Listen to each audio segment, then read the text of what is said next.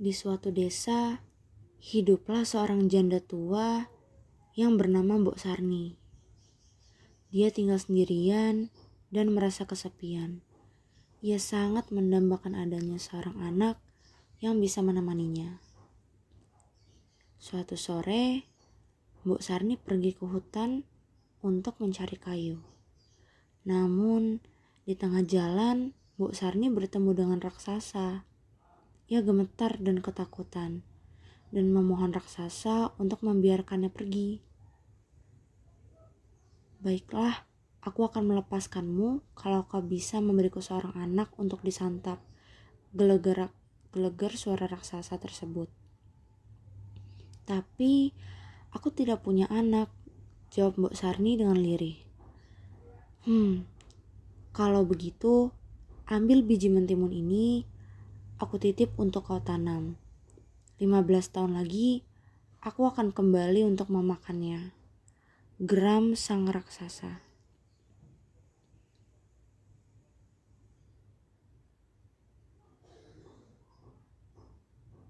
Mbok Sarni pun pulang dan menanam biji itu di halaman rumahnya.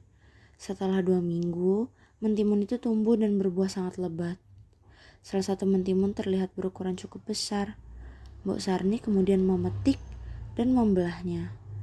Ternyata mentimun itu berisi seorang bayi yang cantik jelita. Bayi itu kemudian diberi nama Timun Mas.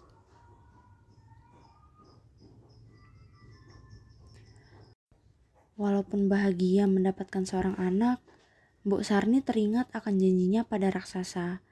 Ia berpikir keras mencari cara agar Timun Mas tidak diambil oleh raksasa. Setelah mendengar tentang adanya petapa sakti, ia segera menyuruh Timun Mas untuk pergi meminta pertolongan oleh sang petapa. Timun Mas diberi 4 buah bungkusan kecil untuk ditaburkan jika ia dikejar raksasa.